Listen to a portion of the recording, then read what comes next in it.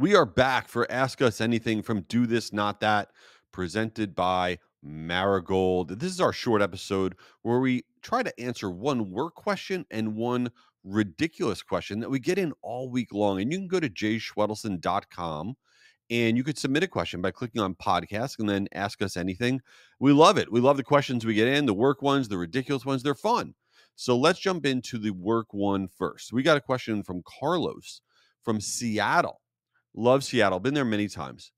I was in an earthquake in Seattle. It was a big earthquake. It was 7.1, whatever, Richter scale earthquake. This is so embarrassing. I was on stage at a conference. I was giving a speech. I was on microphone. All of a sudden, the earthquake hits. I didn't know it was an earthquake. I thought it was a bomb. I didn't know what it was in this big convention center. So I freak out. On the microphone, I start cursing. I'm like, everybody run for your lives. I was like George Costanza in Seinfeld. Like, I was the least calm person. It was the opposite of what you're supposed to do.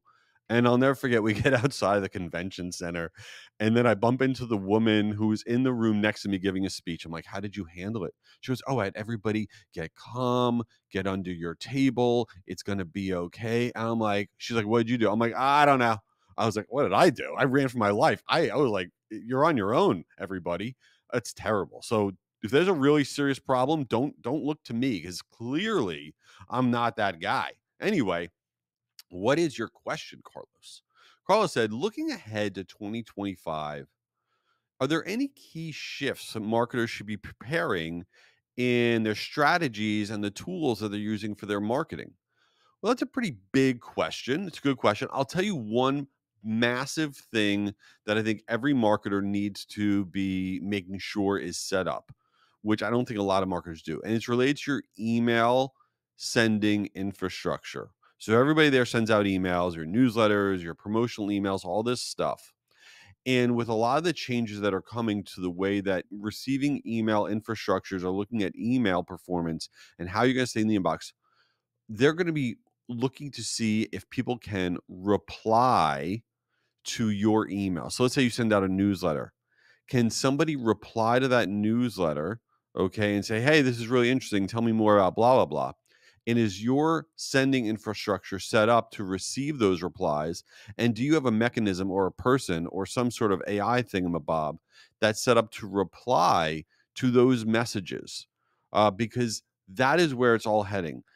A reply to an email, a promotional email, a newsletter email, any email that's sent, in mass, a reply is getting exponentially more valued by these email infrastructures in terms of determining whether or not an email should stay in the inbox. And a lot of email sending platforms are not set up for it, right? You need to go and be like, can we receive replies? Can we reply to those replies?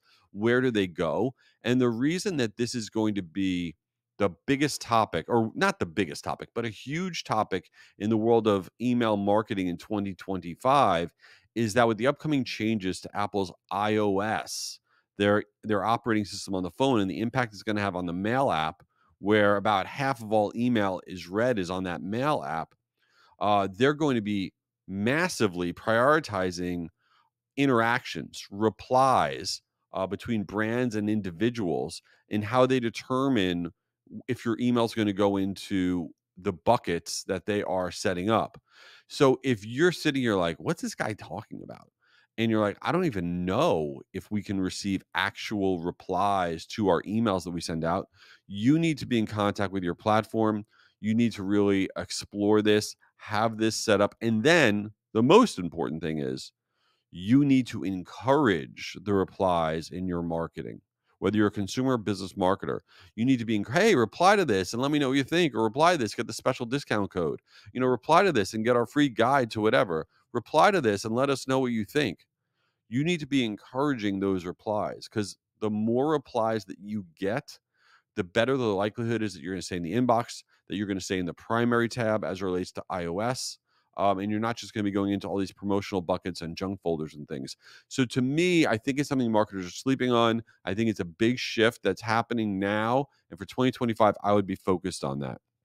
All right, before we get to the totally ridiculous question, I got to let you know that this podcast is sponsored by Marigold.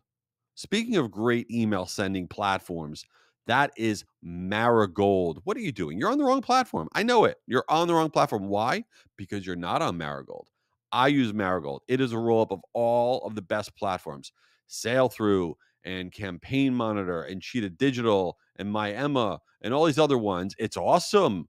You go to meetmarigold.com if you're a consumer marketer, a business marketer. I'm telling you, small, medium, large. I don't know why you're not using them. I've used them for years. Could not recommend them higher. The people there are awesome too. They're just great people. Sometimes you have a vendor that you work with, like, oh, those people are annoying. Nope, great people. Check them out at Meet Marigold or DM me and I'll introduce you to somebody. DM me on LinkedIn and I'll connect you to somebody over at Marigold. All right, let's get into the ridiculous question. Got a question in from Brianna from New Orleans. New Orleans, love New Orleans. Can't get out of there without feeling a little bit tired after a few days. But anyway, what is your question? Jay, what is your go-to airport food? Well, that's an interesting topic for me because I used to go to the airport and treat it like, ooh, relaxation mode. I'm going to go and maybe find something really good to eat. And then I had a horrible experience. So I was in Newark and I had just had a really great client meeting. And I got this client. I was feeling really good. I'm like, I'm going to go get something really good to eat. And I went to a sushi restaurant in Newark and I ate sushi. And then I got on the plane and I was like, "Oh no, I don't feel well." Right? I do not feel well. And I went to the bathroom on the plane and it was like a dance party in there. It was not going well in that bathroom. I'm like, "Oh my god, I do not feel well." So now we pull away from the gate, okay? And I'm like, this flight could be a massive problem. So I get the stewardess to come over because we hadn't taken off yet. We had pulled away from the gate. And I said to her, I go, listen, I got to get off the plane. And she's like, we pulled away from the gate. I'm like, you don't understand. I am not feeling well. And she's like, just deal with it. I was like, no, no, no. I got to get off. And she's like, you do know everybody in this plane is going to want to kill you, basically, is what she said. I'm like, I'll live with that. I got to get off the plane. So we went back to the gate. I think collectively, how many people on a flight? 150 people? I don't. They were not happy with me. Every single person was very, very upset with me because they ended up getting delayed. I don't know, hour, or however long they got delayed because of me. I got off the plane violently ill. Bonus, lost a few pounds that night. But anyway, ever since that experience, which is way too much TMI for anybody listening right now, I scaled it back.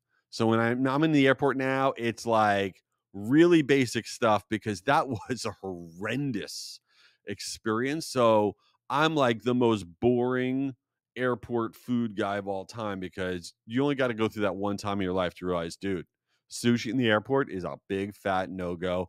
You're not going to change my mind. I don't care what you tell me.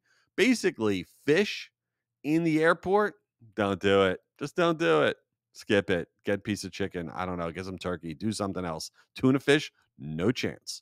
Anyway, thanks for being here. Hope you leave this thing review. Hope you found it useful. I really do. And if you didn't register for Guru Conference, the world's largest free virtual event, you stink. That's my cell. You just stink. I'm not even going to tell you that there's going to be no seats. It's free. It's virtual. It's 2 days. Sarah Jessica Parker is going to be there. I'm going to be there. It's going to be awesome. Why are you not registering? GuruConference.com. Come on. Check it out. Don't eat fish in airports.